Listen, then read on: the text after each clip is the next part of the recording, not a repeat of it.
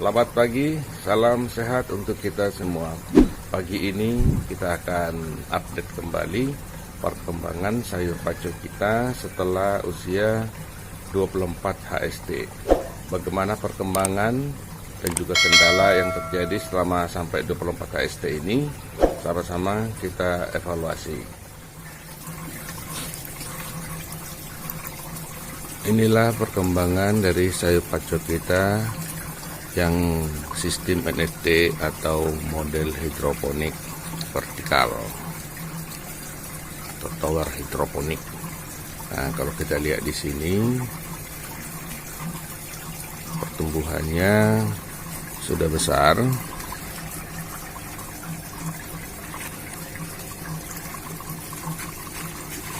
Coba kita ambil satu. Nah, ini dia. Barusan saya ambil dari tower hidroponiknya. Ini air yang mengalir secara vertikal dan membasahi akar ini. Kalau kita lihat di sini akarnya putih. Nah, dan sayurnya juga atau pakcoy ini udah cukup lumayan besar.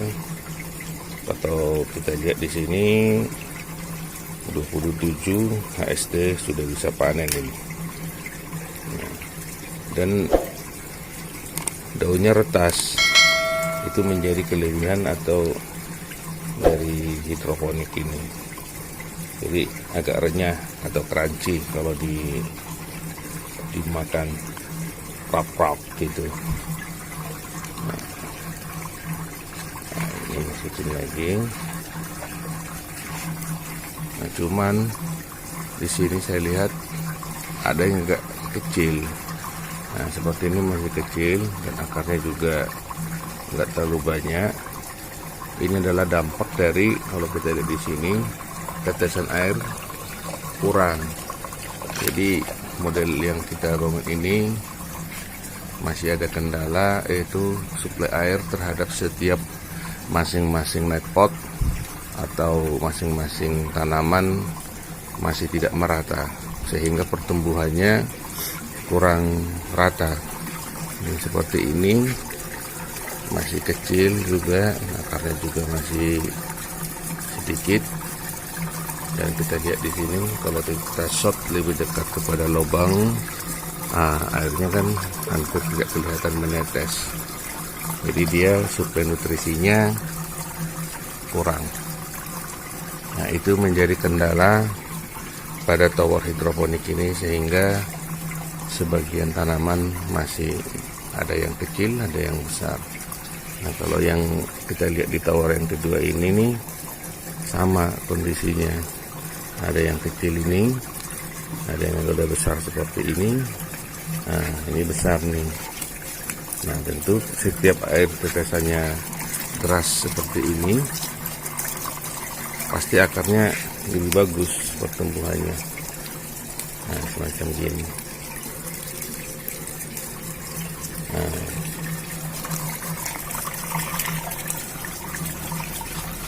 kita kembalikan lagi. Nah, itulah kendala-kendala yang kita hadapi sampai saat ini. Tapi ya, biarkan sajalah sampai panen. Nanti setelah ini dipanen, kita akan perbaiki kembali tower hidroponik ini. Ini yang tower yang ketiga. Nah, sama kendalanya. Kalau kita lihat ke atas, nah, saya putar, ini agak sedikit besar, tapi sebagian kecil. Ini seperti ini kecil, sama kasusnya karena suplai air atau nutrisi kurang. Nah, kalau kita lihat daun ini saya petik satu, dia gampang patah. Nah, ini gampang patah nih. Nah, ini kalau dimasak ini agak nggak alot, atau bahasanya nggak keras, atau nggak mudahlah untuk digigit, sehingga enak. Nah, inilah status dari tower hidroponik. Nah, keuntungan tower hidroponik ini seperti yang sudah saya katakan pada video-video sebelumnya adalah dengan 3 pipa Fararon yang panjangnya 1,20 meter bisa menghasilkan 30 lubang. Jadi 30 lubang satu paralon, dengan 3 paralon dia 90 lubang. Padahal ruang yang dibutuhkan dia tidak lebih dari 1 meter kali 1 meter. Nah, ini cukup menghemat tempat. Hanya sedikit kendala tadi yang kita sudah saksikan adalah pertumbuhannya masih belum bagus atau belum rata semua. Sebagian bagus. Seperti ini nih, yang di atas ini cukup besar. Nah, kalau kita batangnya ini cukup besar ini. Artinya ini layak untuk dipanen. 27 AST. Sekarang pun sebenarnya sudah bisa sebagian. Ya, nanti kita 27 AST kita akan panenlah sebagian. Nah, yang kecil-kecil nanti tetap nanti kita pindahkan. Nah, ini adalah samhong. Kebetulan waktu itu ada beberapa benih yang saya pindah, nggak sengaja tercampur dan tumbuh samhong. Nah, samhong ini beda, dia daunnya lebih lebar dan batangnya putih. Nah, kalau kita lihat dari pakcoy, dia berbeda struktur dari tanamannya. Daunnya pun beda, batangnya pun hijau dan padat. Sementara samhong ini condong dia membuka atau agak melebar. Nah, dan dia samhong ini lebih besar. Nah, inilah saya tunjukin secara dari bawah ini ke atas saya shoot. Nah, semacam beginilah kalau tower hidroponik. Ya, walaupun banyak dari kendala yang masih tumbuh kecil-kecil seperti ini, ya, tapi secara mayoritas 70% boleh saya katakan ini ya termasuk berhasil. 30 masih mengalami kendala penyaluran nutrisi atau air kepada tanaman belum bagus. Nah, jadi kalau kita shot dari agak jauh, nah, seperti inilah dia. Udah cukup padat. Nah, ini supaya nggak gelap, kita pindah cahayanya. Nah, itu dia. Nah, jadi sampai hari ini nutrisi yang kita pakai adalah masih di 1200 ppm. Nah, dan ini pada usia seperti ini, tanaman ini sudah cukup banyak minum air atau menyerap air. Dan ini kantong nutrisi atau kantong nutrisi. Nah, kalau kita ngisi air, kita tinggal masukkan melalui corong ini. Nah, dengan sini. Nah, nanti akan naik melalui pipa ini, turun melalui pipa-pipa ini. Nah, demikian pula tandon ini sekaligus saya aktifkan juga satu tandon untuk yang model DFT. Nah, ini yang model DFT, saluran air untuk masuk. Nah, ini. Nah, saluran buangnya di sini. Nah, dari sana masuk ke tandon. Itu sirkulasinya. Nah, jadi demikianlah untuk hidroponik yang sistem vertikal atau tower hidroponik ini. Nah, sekarang kita ke bagian yang tanaman yang sama, cuman saya tanam dengan DFT atau air mengalir juga, tapi dia ada menyimpan kantong air sehingga walaupun tetes air yang dari pompa berhenti, dia masih ada simpanan air atau nutrisi untuk bertahan. Kalau sistem NFT tadi, lampu mati atau pompa mati, air langsung habis.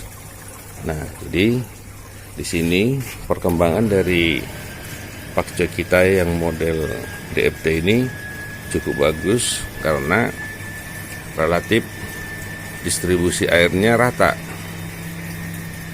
Nah, karena dia sistemnya ada simpan air di bawah dan alirannya secara berputar sampai ke pembuangan ini. Jadi kita lihat di sini perkembangannya jadi rata, artinya tidak ada kendala dalam pertumbuhannya. Dan saya lihat, kita cabut di sini satu. Inilah perakarannya dari yang model DFT atau yang horizontal. Nah, kenapa akarnya sih putih, cuman kenapa ada kotor begini? Ya karena sifatnya kan dia agak menandon air sehingga dia seperti menyaring. Jadi maaf.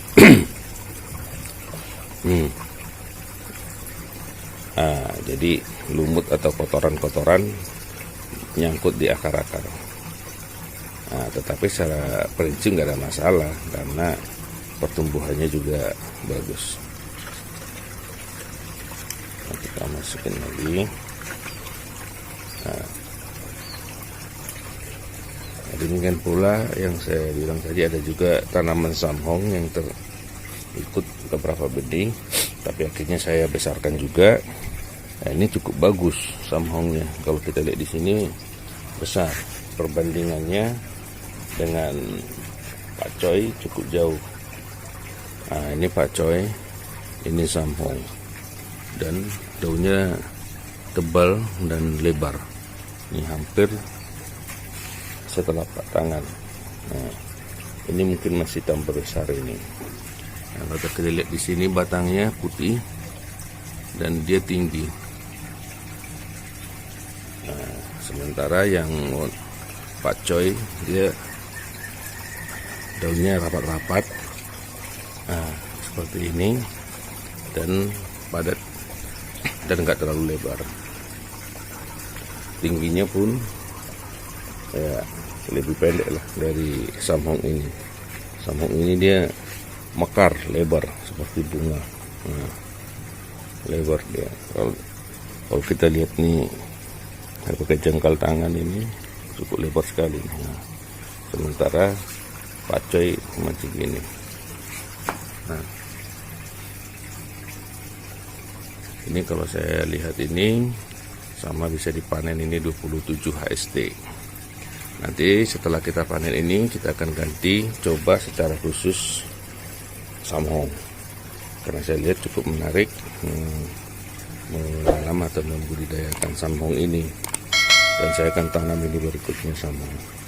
Dan di sini juga ada 2 benih juga tercampur dari baby kailan. Nah, ini baby kailan ada dua lubang nih, dan pertumbuhannya juga bagus dengan nutrisi 1200 ppm. Jadi ini pun nanti coba kita juga buat secara lebih banyak supaya pengambilan video gambar lebih bagus. Nah, kalau ini kan dia mendominasi pakcoy. Nah,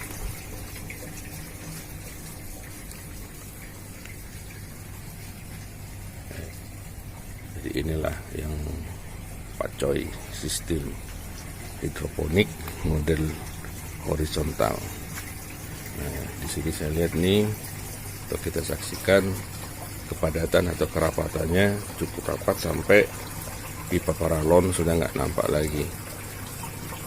Bisa dibandingkan pertumbuhan ini karena saya selalu update dari 3 HST, 14 HST, sampai terakhir video sebelum ini adalah 19 HST. Nah, sekarang posisi 24 HST. Nah, jadi kalau teman-teman mau melihat setiap perkembangan dari tanaman ini mulai dari pembenihan ada di video yang sudah kita tayangkan. Nah, di situ bisa kita lihat perkembangan dari step waktu ke waktu. Nah, ini saya coba shoot dari batangnya. Nah, seperti inilah rimbunnya dari sayur pakcoy kita ini. Nah, cukup rapat dan rata. Ini cukup menarik dilihat. Nah, ini dia kalau saya shoot dari bawah. Nah, ini samhong. Nah, samhongnya saya buat ada satu baris ini supaya menarik. Ini samhong. Nah, ini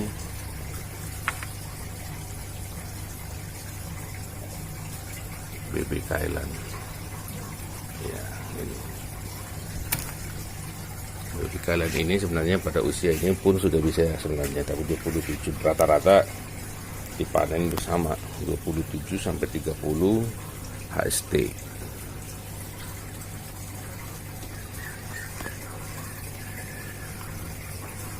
Apa keunggulan dari menanam secara hidroponik ini? Kita tidak perlu menyiram tiap hari. Cukup kita mengkontrol dari bak nutrisi itu, jangan sampai kering, dan kita perhatikan juga kadar nutrisinya. Yang penting dia tidak sampai kosong. Dan biasanya tanaman ini berdasarkan pengalaman kita adalah pada siang hari dia paling banyak menyerap nutrisi, karena di siang hari tanaman ini melakukan fotosintesis atau pembakaran. Nah, kalau di malam hari tetap dia butuh air, tapi tidak sebanyak waktu siang hari. Jadi kalau kita telat memberi air pada siang hari sampai kosong, ini tanaman ini langsung layu. Nah, tapi kalau stabil air dan juga kita buat di sini styrofoam untuk menahan matahari agar tandon nutrisi tidak panas. Nah, kalau panas tandon nutrisi atau suhunya naik, nah, tanaman juga kurang bagus, dia layu juga. Jadi kita usahakan harus suhu dari air di dalam tandon itu kalau bisa jangan panas, sehingga saat dia diisap oleh pompa disalurkan ke akar-akar ini, dia ada pendinginan dan oksigen juga bagus. Karena kalau panas dia condong cepat menguap airnya. Nah, itu juga harus diperhatikan. Nah, itu yang kunci utama dari berhidroponik. Nah, kalau kita menyiram, hampir tidak pernah saya siram ini, kecuali pernah hujan atau gerimis, itulah penyiramannya. Tapi dalam beberapa minggu ini tidak sama sekali tidak ada disiram. Dan ini bisa kita lihat di sini ada macam laba-laba ini. Nah, mana nih kita shot laba-labanya. Nah, ini kalau bisa dilihat di kamera ini. Nah, ini menandakan nggak pernah kita sentuh nih, ada binatang kecil-kecil yang tertangkap. Dan ini saya lihat cukup beruntung juga karena tidak ada hama.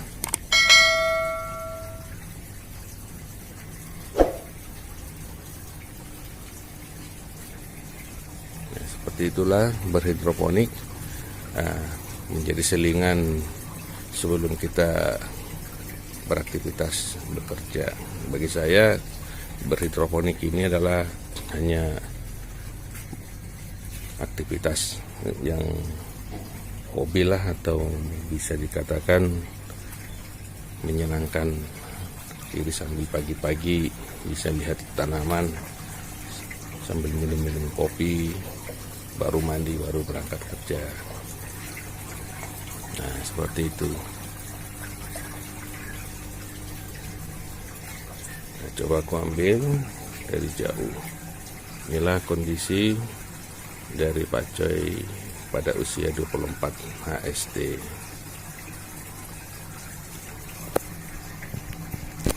Kalau kita shoot dari sini ke arah tower hidroponik. Nah, ini dua, yang NFT dan DFT, yang vertikal dan horizontal. Nah, dengan sistem satu tandon.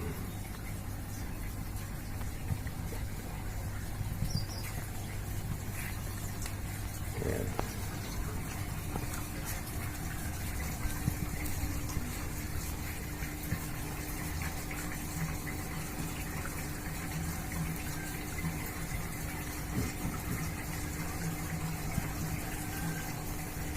Jadi demikianlah teman-teman semua, saya ulasan mengenai perkembangan Pak Choi usia 24 HST, baik secara kendala-kendala yang kita hadapi dalam pertumbuhannya maupun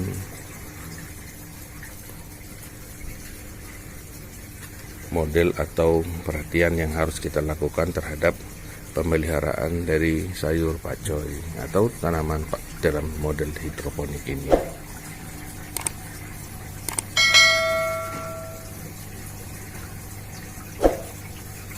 Mudah-mudahan informasi atau video ini bisa bermanfaat bagi teman-teman penggemar tanaman hidroponik untuk menjadi referensi atau inspirasi dalam berhidroponik. Selamat pagi, salam sehat untuk kita semua.